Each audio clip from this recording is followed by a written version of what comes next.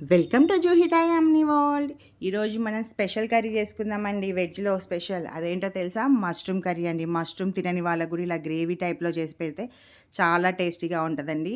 ఇది నేను paneer butter masala curry స్టైల్లో చేస్తున్నాను. ఈ గ్రేవీ కూడా మష్రూమ్ది. దీనికోసం సింపుల్ ఇంగ్రీడియంట్స్ అండి. ఏం లేదు, ఒక కళాయి తీసేసుకుందాం. ఫస్ట్ కొద్దిగా ఆయిల్ తీసుకొని ఆయిల్ వేడైనాక ఇందులోనే మనం మసాలా ప్రిపేర్ చేసుకోవడానికి కావాల్సినవి అన్నీ వేసుకోవాలండి. కొద్దిగా దాల్చిన చెక్క, 4 లవంగాలు, 2 ఇలాచీలు, కొద్దిగా జీలకర్ర, అందులోనే మనకు సోంపు వేసుకొని, సోంపు అయితే ఖచ్చితంగా వేసుకోండి.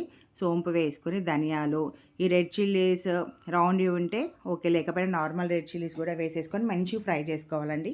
ఈ ఫ్రై అవుతున్న టైంలోనే కొద్దిగా కాజు కూడా తీసుకొని అవి కూడా ఫ్రై చేసుకొని అందులోనే కొద్దిగా పసుపు వేసుకొని మంచిగా ఫ్రై చేసుకోవాలండి. ఇంకా ఎక్స్ట్రా పసుపు అనేది ఏం యూస్ చేయం మనకి గ్రేవీలోకి. అందులోకి ఒక పెద్ద సైజు ఆనియన్ నేను కట్ చేసుకున్నానండి.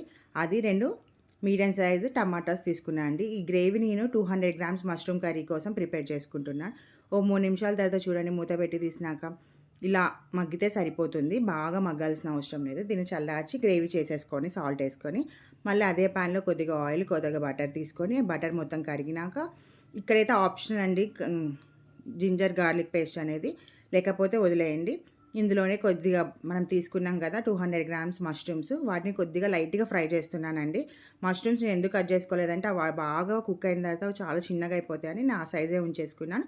పేస్ట్ చేసిన గ్రేవీ కూడా అందులో వేసేసి ఒకసారి కలుపుకొని కొద్దిగా ఆయిల్ పైకి వచ్చేదాకా ఉడికించుకోవాలండి. అందులోనే మిగతా జాడీలోనే కొద్దిగా వాటర్ వేసేసి, అది కూడా వాటర్ వేసేసి మనకు ఎంత గ్రేవీ కన్సిస్టెన్సీ కావాలో అంత తీసుకుంటే బెటర్. ఇదైతే ఉడికించుకునేటప్పుడు ఖచ్చితంగా మూత పెట్టండి, లేకపోతే చిమ్ముతూ ఉంటుంది పైకి.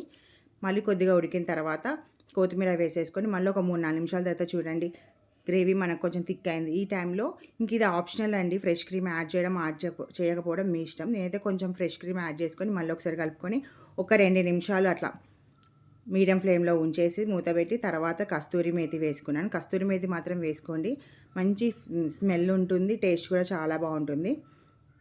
కస్తూరి మేతి వేసుకొని ఒక 2 నిమిషాల తర్వాత చూడండి, మనకు మష్రూమ్ కర్రీ రెడీ అయిపోయింది. చూడడానికి పన్నీర్ బటర్ మష్రూమ్ కర్రీ లాగే ఉంది కదండి, టేస్ట్ కూడా అలాగే అనిపిస్తుంది.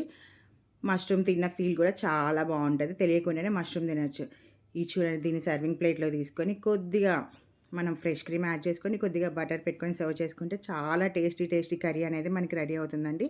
దీన్ని మంచిగా మనము చపాతీకి, పుల్కాస్లోకి తినచ్చు. అలాగే జీరా రైస్ కాంబినేషను, ఫ్లేవర్ రైస్, ఇంకేది ఫ్లేవర్ రైస్ కాంబినేషన్ అయినా తినచ్చు. జీరా రైస్ అయితే పర్ఫెక్ట్.